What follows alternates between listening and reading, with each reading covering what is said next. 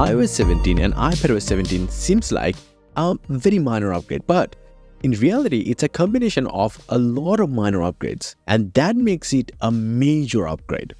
It's mostly because most of the things are minor improvements and seems like basic features, but then there are also noticeable features as well, like the new standby mode. This will actually automatically be activated once the phone is connected to any kind of charging input, whether that is a MagSafe charging or it's a typical lightning charger. And the phone also has to be in landscape mode. It can actually replace your bedside clock easily. And that makes it really cool though. But the worst part is that it is not coming to the iPadOS. Maybe next year, but why not this year? It can easily be a great thing in the home or beside the table, but it isn't. And the other minor upgrades are in almost everywhere, like dictation, which has gotten to be amazing. Now this NPU capability is also integrated inside the predictive text. That means when you're typing, it automatically gonna predict something, so it can make you type faster. Plus, this feature is also integrated inside the voicemail.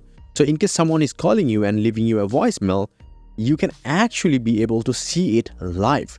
And in case you feel like now you should take the call, you can. That's freaking cool. Oh, by the way, you can also leave a voicemail kind of thing when FaceTiming, but in a video format, you get the point. And talking about the video calling feature, you can actually use the portrait mode feature, the effect on it. But with this update, you can actually tweak how much effect you actually want on the background. And talking about contacting people and stuff, there is a feature called Contact Poster. Now, this is something that you can create for some other people as well. Let's say those friends who are using Android phones, you can create for them in your contact application. But if you create of your own contact poster, this will be visible to anyone using an iPhone and have your phone number. So they don't have to add a photo of you or the best photo of you or anything like that. You can choose your own thing. And that's not only, you can also create multiple ones and switch between them whenever you like it.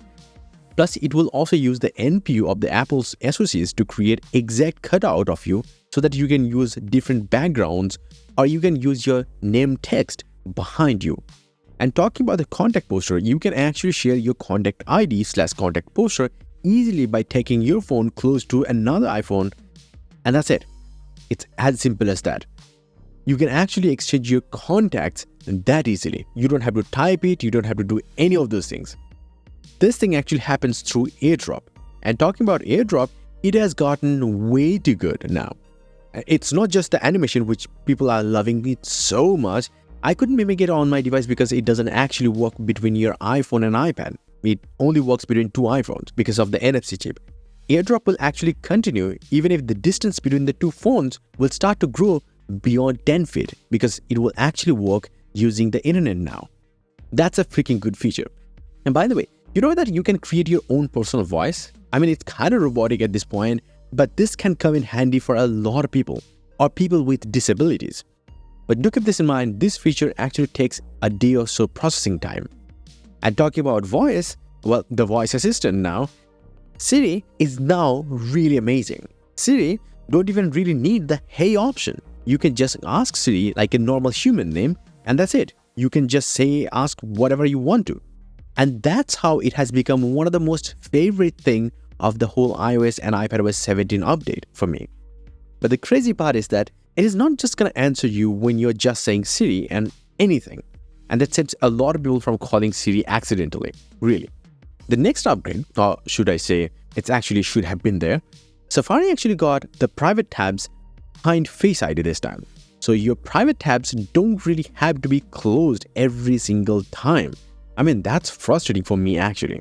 So isn't that the most secret, coolest thing? But that's not only it. Switching between private mode or even the normal tab groups or between different tab groups is much more seamless. I mean, it should have been this one since the start of the tab groups in Safari. By the way, I didn't like one thing in the iMessage. If you click on the plus button to send anything like a link or an app or a YouTube video or anything like that, the whole interface is totally different. Now you have to swipe. I'm not happy with this one. I liked what it was in the past. Now, one of the things that you can actually create stickers from any photos in your gallery. How are you going to do it? Tap and hold on the subject. You can click on the add sticker and you're done. And not just that, you can also create it from a live photo. And even then, there is another thing. You can actually add an effect on that kind of like works using the gyroscope of your phone, and that makes it a little bit more like a live sticker, a real live sticker, if that makes sense to you. Okay, you remember that iOS 14 is the first time Apple introduced the revolutionary widgets, but they were not actually revolutionary. Because aside from the typical shortcuts widget, nothing was interactive. I hated that fact. But now it's changed. From now on, you can actually play, pause music right from the home screen using the widget only. Or you can call someone from the contacts widget. On iPad though, you can also autofill on the PDFs, and you can highlight or sign the documents inside the PDF view, so you don't have to download another application for that. It's great. Then the last one, the lock screen.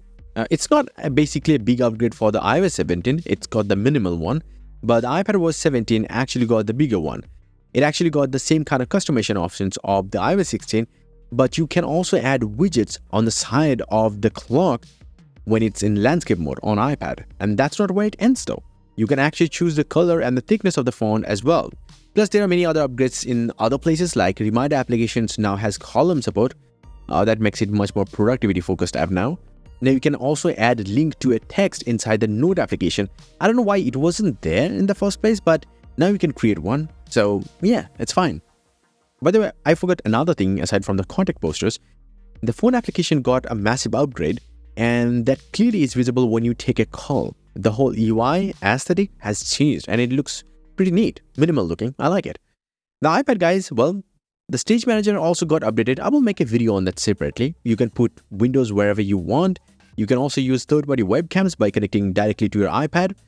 And what else? I don't know. That's probably it. And yeah, one more thing. You can set multiple timers now. And yes, if you want, you can get some crazy cool wallpapers up on my website. Definitely visit my website, joindavid.com, link down below. So yeah, that's about it. Until the next one, bye and take care.